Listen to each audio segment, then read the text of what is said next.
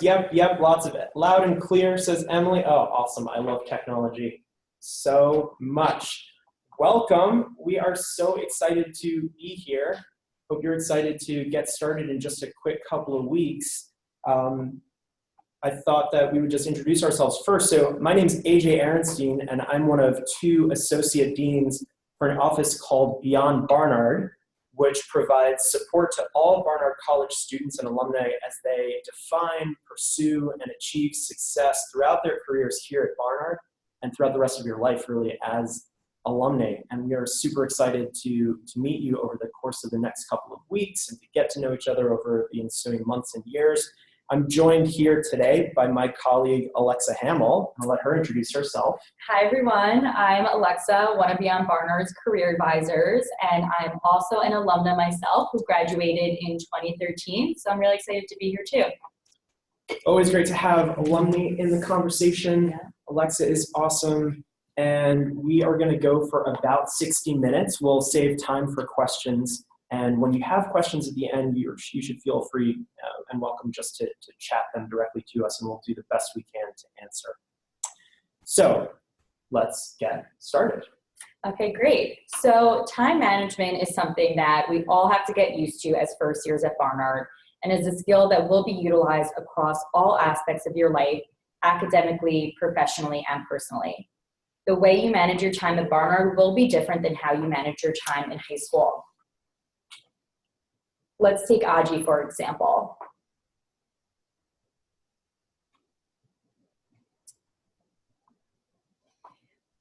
Aji's Barnard class of 2021 and a rising sophomore who was in your shoes just 12 months ago. She was interviewed at the end of her first year and was asked about what was challenging in adapting to Barnard. She said, "Time management skills that I acquired in high school could not work for college. I needed a new plan." Today, we want to help you have a better understanding of what to expect and start building a plan to address some of these time management differences. It will take some work and energy, but by preparing in advance, you'll take some of the stress and uncertainty out of your first year in college. All the while, you'll be building an important skill you will use throughout your life. And that's really our main claim. And if you leave this presentation with nothing else, we hope it's this. Learning how to manage your time and how to adapt your strategies for managing it is a core skill that you will use throughout your time at Barnard and well beyond. It is that middle part that can be especially tricky though. Building in the resilience and adaptive skills necessary to be a successful student at Barnard can be stressful, but it's a skill that can be learned and perfected over time. It's important to remain flexible and to understand that you can't anticipate everything you will need to do on day one, but that's okay and it's not expected of you. With that being said, let's go over some of the goals for this webinar.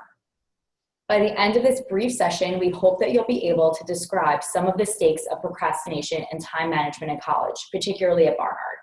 That is, you'll be able to articulate what procrastination really is, some of its consequences, and we'll be ready to address some of the institution-specific challenges of managing time at Barnard. You'll be able to start preparing for key differences between high school and college when it comes to time management. I remember being a first year myself, super overwhelmed leaving my first class and thinking that there's no way I would be able to handle Barnard, but I could say firsthand that it's something that I learned and it took some time, but by the time I graduated, it was perfected, and there's still a lot of skills that I use from my time here managing my time as a professional now. So we do hope that you'll use some of the initial tips and strategies that we share today to manage your time during your first semester at Barnard. And we'll encourage you to begin navigating beyond Barnard. The double meaning there is intentional. We want you to start thinking about how to use our office, but also about how the skills that you're developing in the classroom, including time management, will continue to help you throughout your academic and professional life.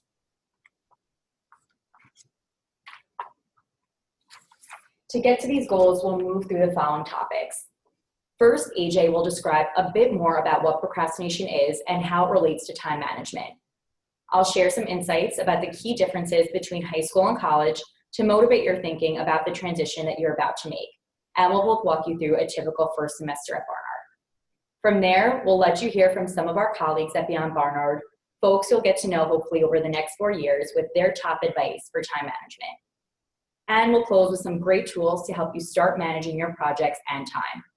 Before we take questions, we'll talk a little bit more about what Beyond Barnard is and how you'll be using it.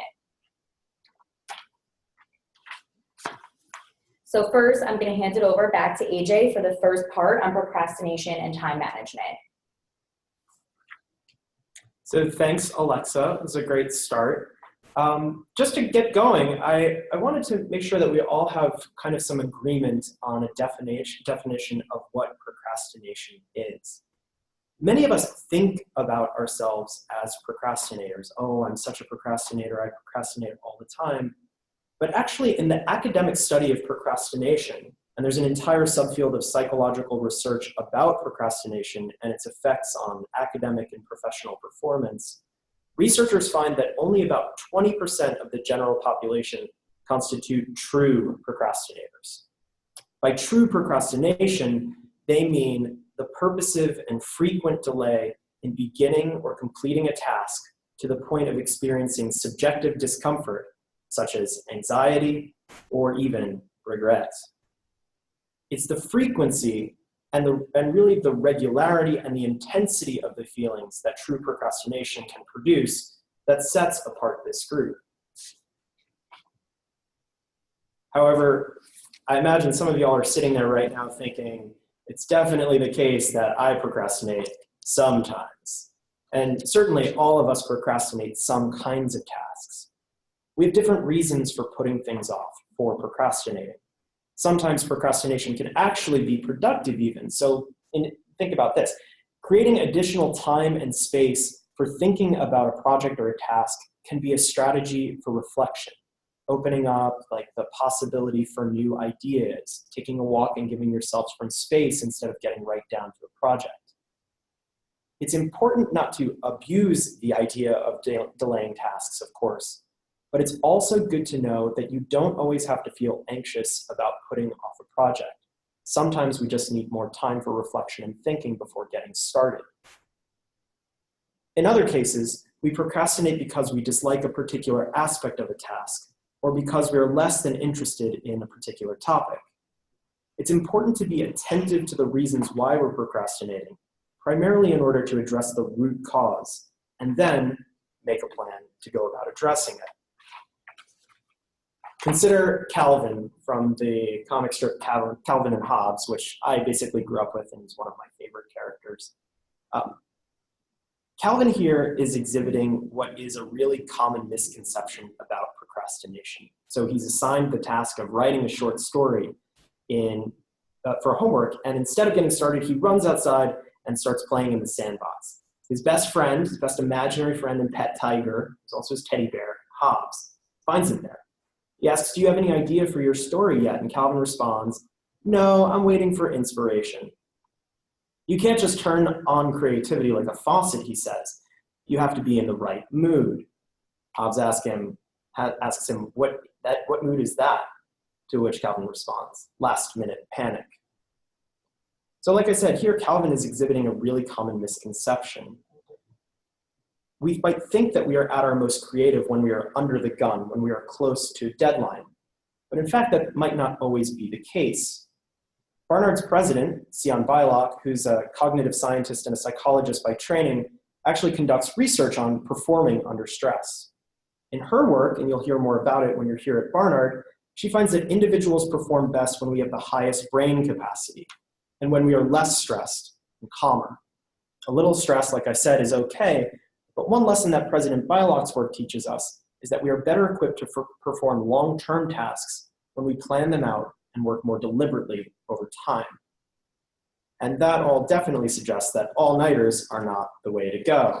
They are, in fact, the way to become a frantic cat, pounding away at keys randomly and producing nothing but mainly mangled cat speak, I guess, or gibberish, or whatever he's typing there on her iMac, MacBook, whatever cats use to write their papers. Okay, so the good news, regardless, is that time management can work. It can work to address procrastination. And there's also research on this to prove the fact. So researchers say here, despite the lack of hegemony in the particular types of strategies that are viewed as important when it comes to time management, there is general agreement among researchers that the use of regulatory strategies is an essential element for effective time management. So if you're sitting there thinking, what the heck is he talking about? You're not alone. It definitely took me a few readings as well to understand what these researchers are saying in the first place. But really, it breaks down to this. Designing a time management strategy that works for you can do a lot of really productive things. It can reduce anxiety, drive an increase in your academic performance. That means you might get better grades if you manage your time more effectively. It will improve your ability to complete the tasks in front of you. And we think really importantly at Beyond Barnard, it'll help prepare you for increasingly complex tasks as time goes on. And that's both here in class, in your coursework, in your extracurriculars, and in everything that is to come after that. The especially good news is that it doesn't matter how you manage your time, just that you have a time management regime and stick to it, modifying and changing as you go along to make it more productive for you. So how do you do it? Here I'll hand it back to Alexa because one of the first things you need to know when you're creating a plan is what you're up against. That is, what are the specific differences that you're going to face in college here at Barnard versus high school that you should be planning for? Alexa.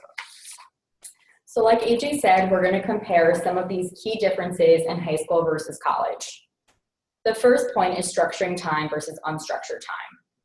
You may be in class here during college for only a couple of hours, which means that most of your time is spent outside of the classroom.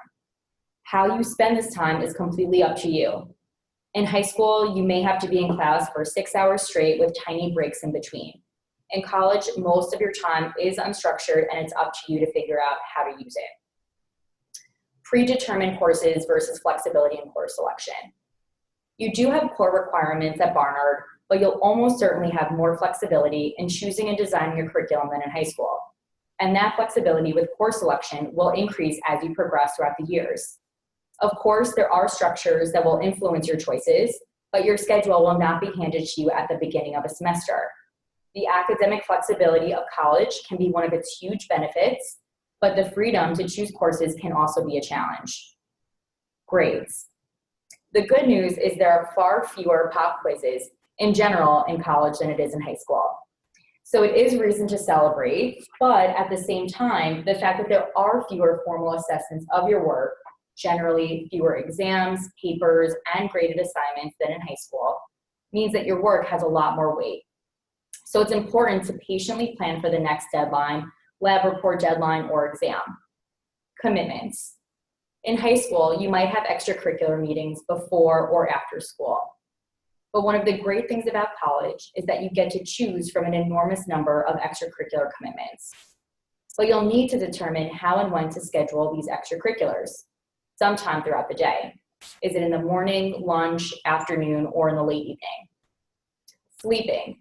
No one's telling you how to go to bed in college, but neither is anyone telling you to exercise, socialize, read for fun, explore New York, or do anything else for yourself. It's important to schedule time for these things.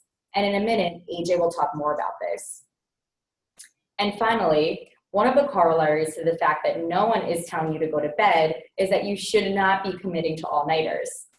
In college, you have long-term assignments that are not intended to be completed the night before. To do your best, you will need to schedule time each week leading up to the deadline. Whereas in high school, you may have been able to do a 5-page or 5-paragraph essay in the small hours of the night before deadline.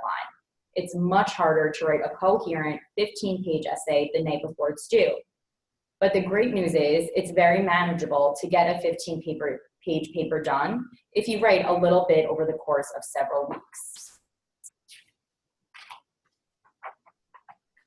So all that said, we're certain that you're going to do great in your first semester at Barnard. Just want to make that clear.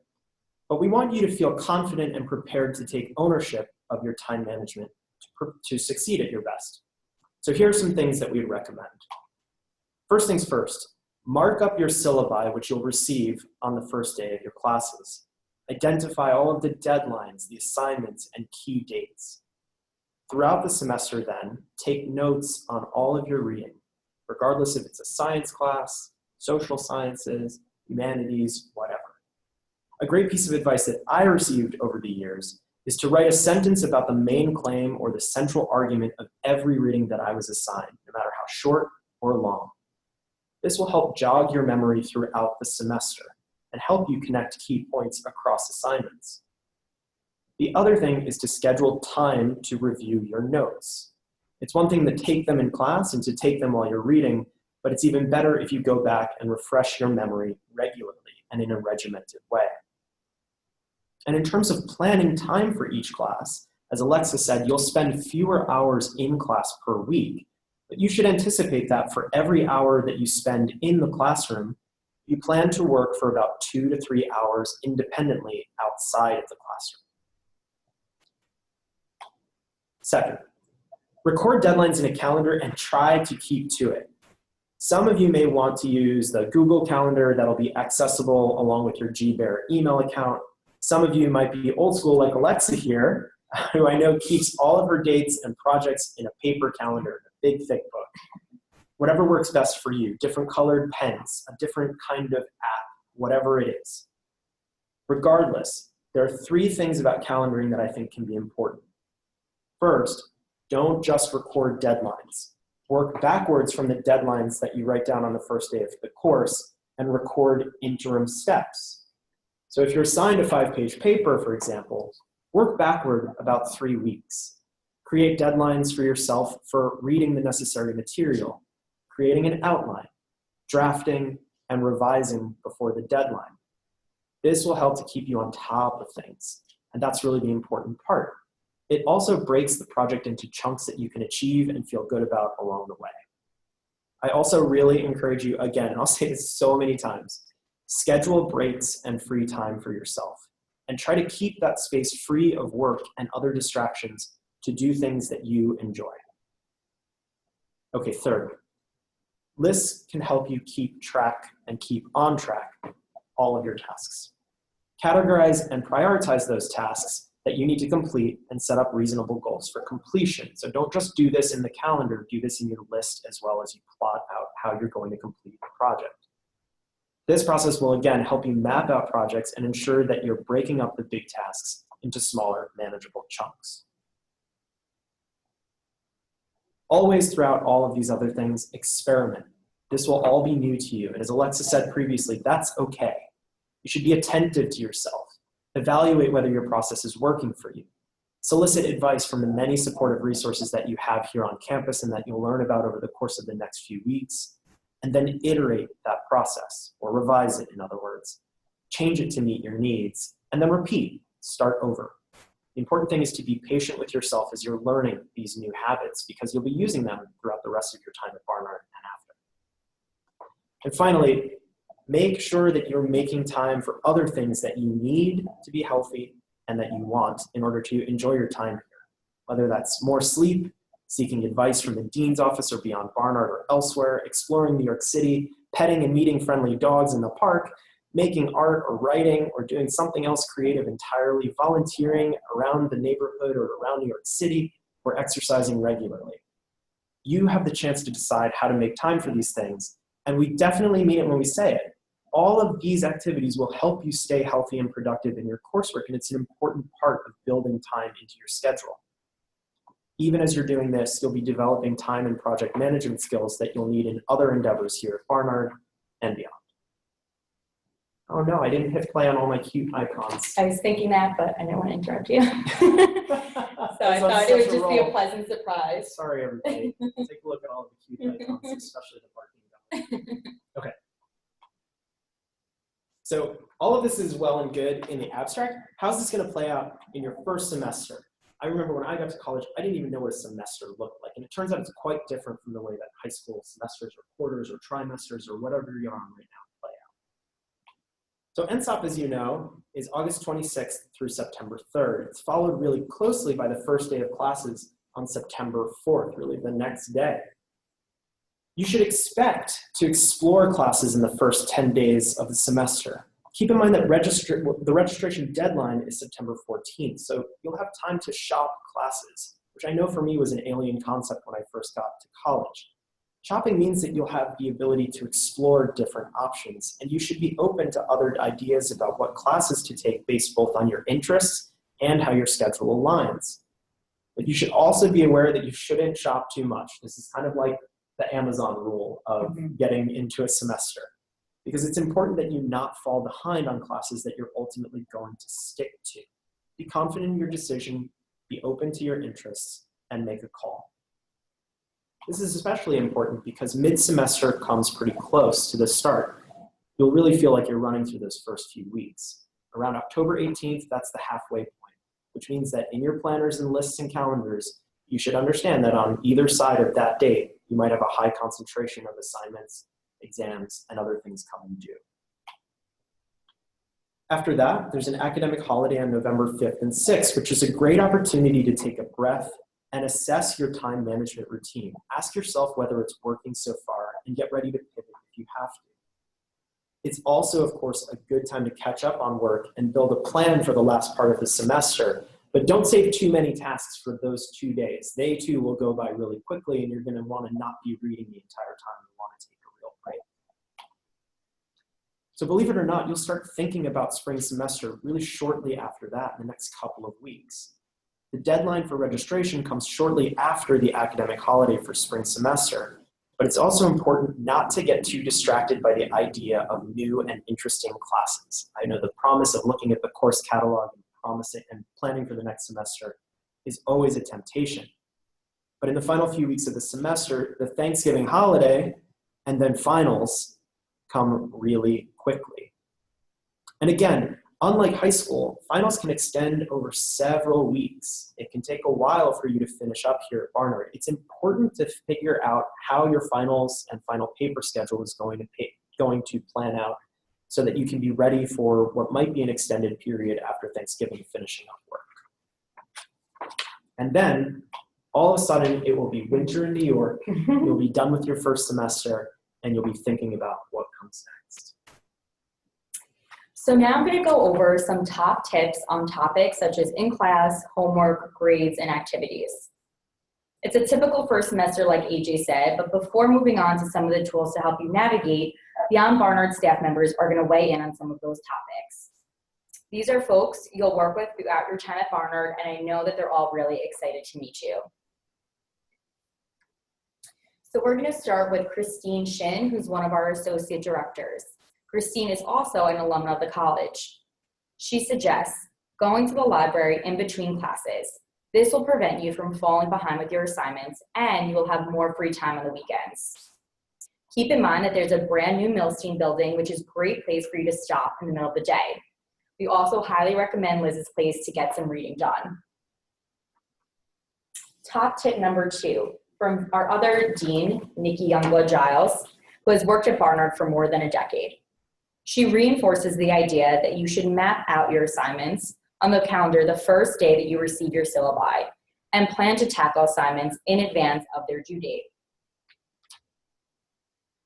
Top tip number 3 from Talia Schatz, another one of our associate directors who oversees our advising and programming team. She offers a reminder that each exam carries a lot of weight towards your final grade. It's important to ask for help from professors and peers along the way. Other great resources on campus to assist with assignments and projects are the Writing and Speaking Fellows. And you'll learn more about these resources as well as others at NSOP.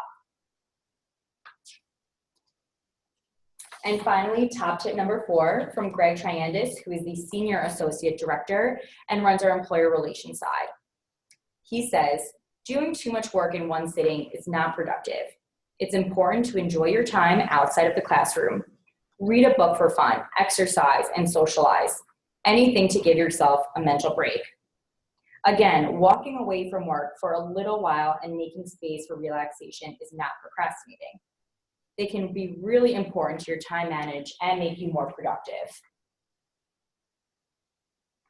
So in addition to these top tips, we know that technology can be really helpful in the life of college students. So here we're not necessarily talking about social media like Twitter, Instagram, and Snapchat. These can be helpful and play a role in your social life, but we're talking more about how these tools can help you with your time management. I wanted to add one thing here. Sure. We call this slide technology kind of to the Mhm. rescue, because it's important that you not rely too much on these tools.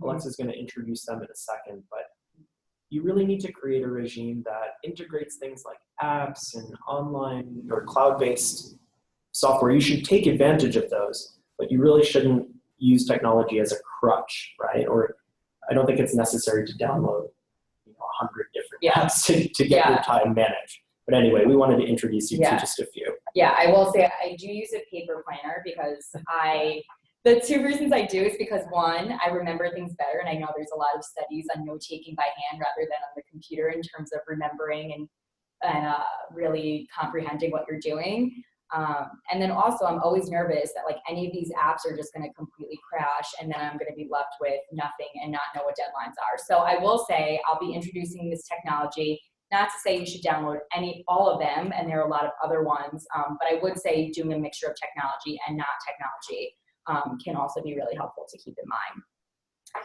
So we'll start with the first app called Evernote.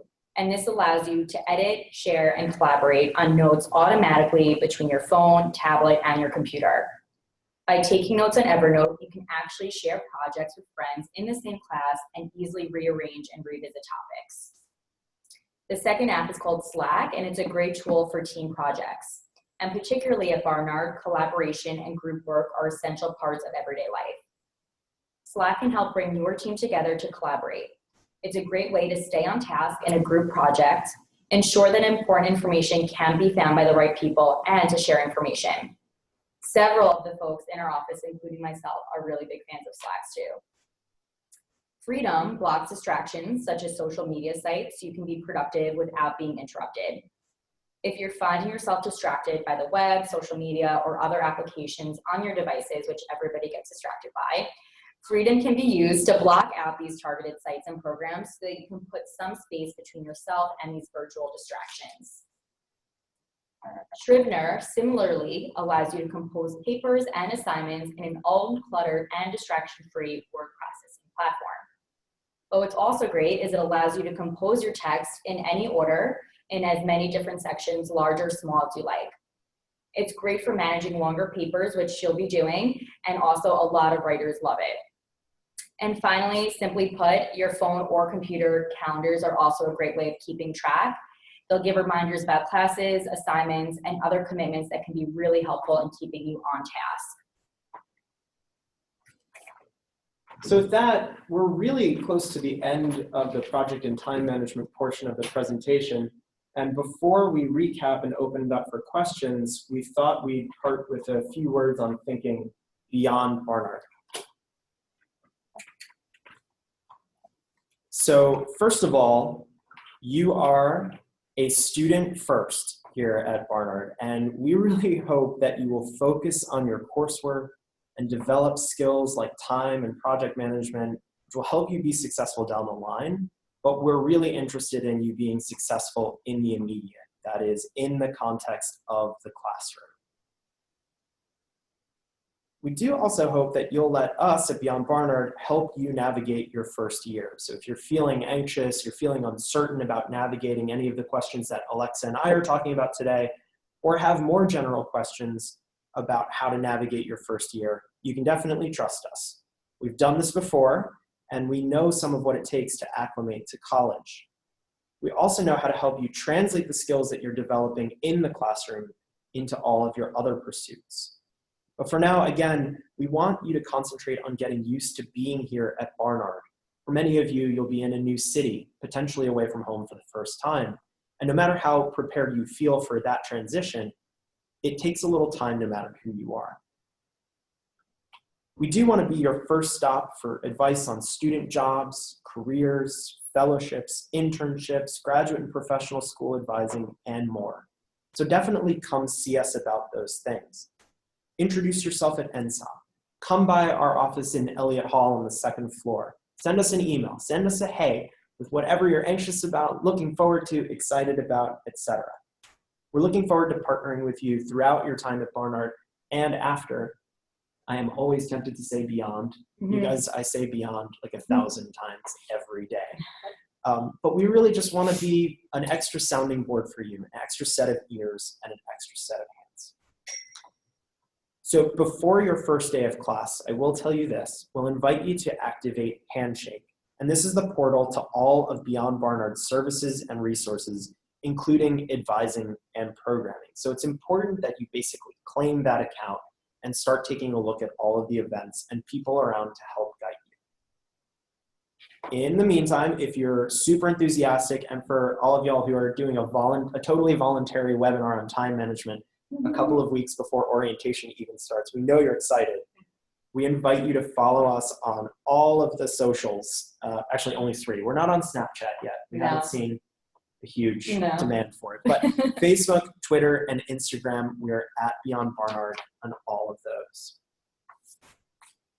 And as I mentioned, you can always email your general questions, your general comments, and if you just want to check in, feel free to give a shout at beyondbarnard@barnard.edu. So, to recap, time management, project management, they're both extremely important skills. Try to avoid that great beast that is procrastination throughout your first semester in college, and we think that you'll have a smoother ride than if you didn't think about these things at all. I don't know what else you want to add. Anything else before we go to questions? No, I mean, we've said it a million times, but I want to reiterate that finding this balance of in the classroom work, but also making sure that you're checking in with yourself and you feel like what you have to be happy and mentally healthy is just as important to us. And there are tons of resources on campus that can assist with that. And this is a super exciting time. You're just getting started, and we're all really excited to meet you and help you in any way that we can. So with that, I think we will say thank you for your attention on the 30-minute presentation part, but we were hoping to take some questions. So if you have questions, feel free to chat them in, and we will do our best to answer them. And we can just wait here awkwardly. We're in the Diana Center, by the way. We're on the 3rd floor. It's nice here on campus today.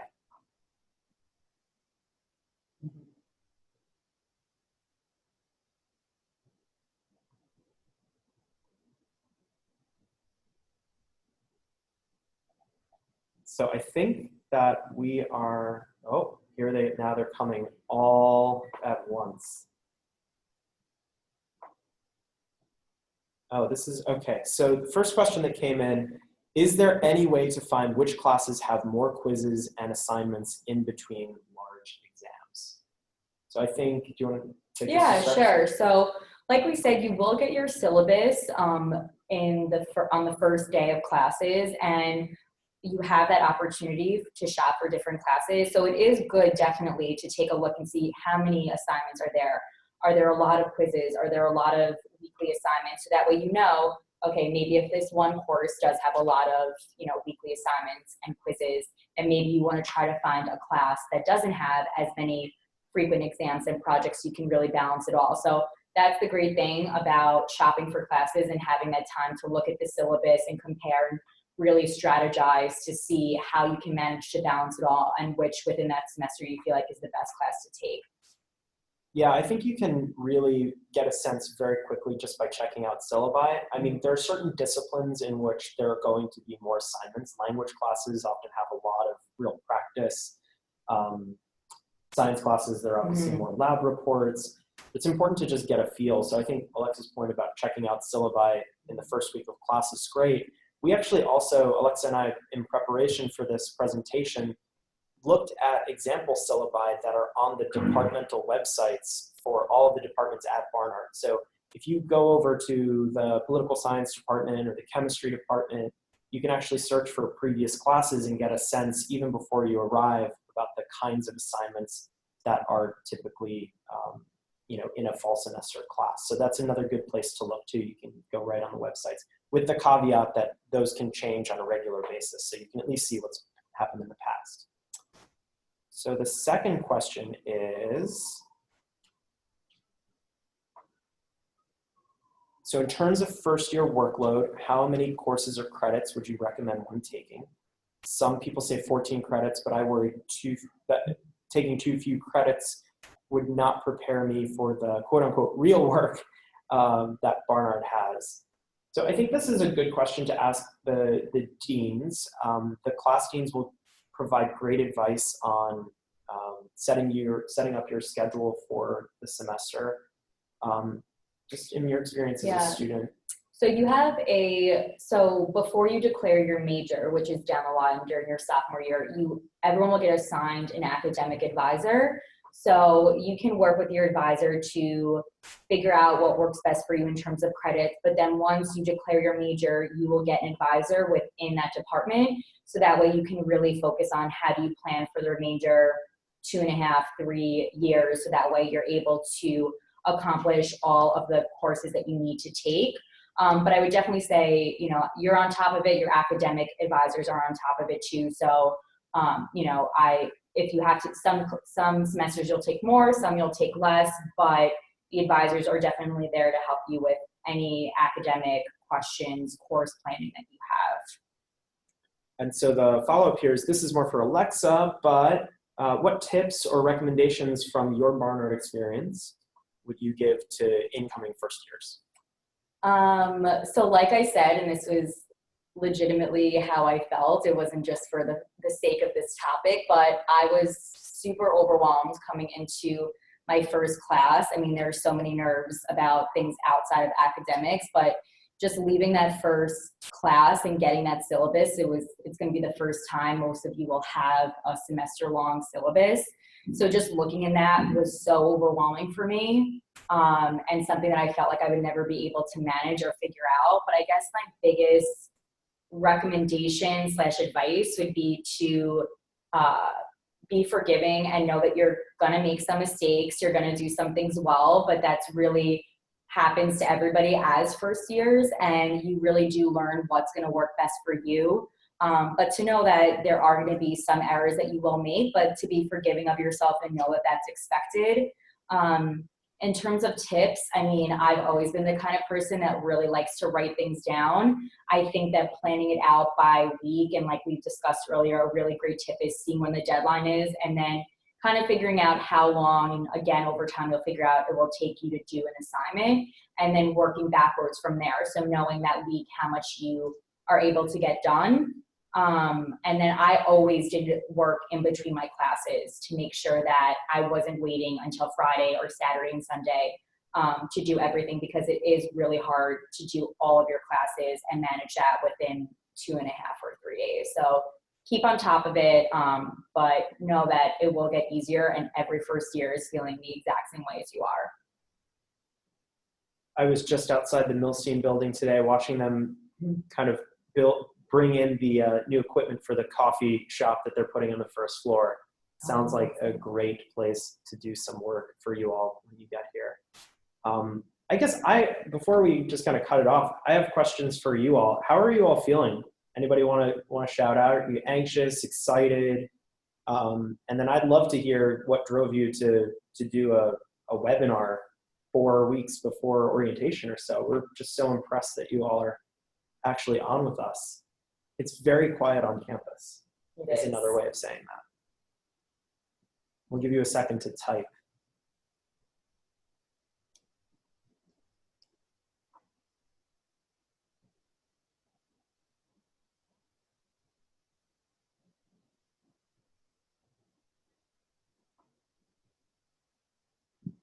So I guess, so since we have a quiet group, which is great, understandable, we are going to say this, be in touch with us. We have, we put our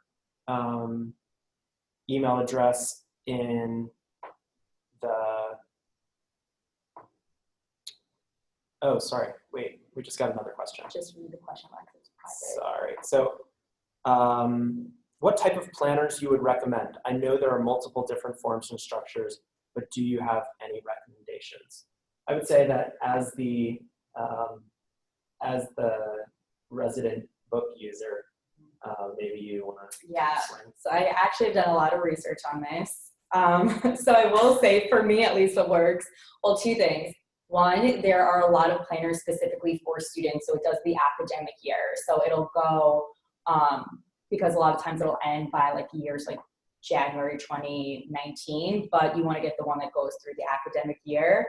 I mean, the bookstore actually is obviously geared up for that, so you can always get it at the bookstore here, but I mean, I've gotten mine on Amazon for super cheap, and the big things that I look for is I look for something that I can see monthly, but then also weekly, so I can see what my plan looks like for the month, but then during the week, if I want to map something out, I can do that as well. I also look if I can take some notes. Sometimes it'll be helpful if I just have my planner with me to have some opportunity to take notes. But there are a lot of expensive ones out there that aren't really necessary. So like I said, just going on Amazon or like a bookstore, you can definitely find some. Yeah, and in terms of like what can work online, you really just give yourself a few weeks to figure it out. Even don't assume that what worked for you in high school in terms of mapping these things out is going to work for you in college. So if you're finding out that you can't keep up, something feels off, it's not necessarily you. It might just be that the system that you're using is the system that you're using might just not be appropriate for college. So we got other comments in. Let me take a look here.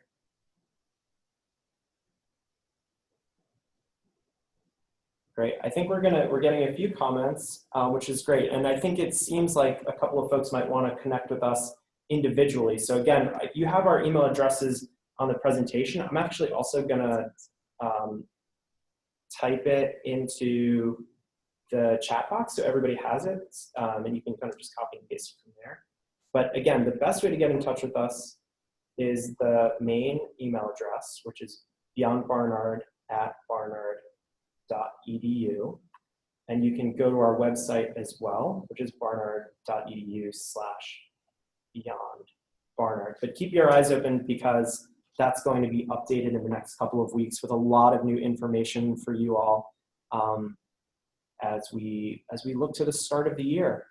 So I think we'll say thank you and sign off. Be in touch. Thank you, Alexa. Yes, it's been fun. I'm definitely excited to see all of you guys in a couple of weeks. And like AJ said, if you have any questions before, definitely feel free. I'm always happy to help. Feel free to email me. Yeah, and it's totally normal to be excited and nervous and have all of these feelings as we're looking at the last couple of weeks before classes. So be attentive to those feelings. Don't run away from them, and everybody will feel better once we get underway. It's a super exciting time for you guys, so I hope you're looking forward to it. We'll talk to you soon. Thank you again so much for joining us.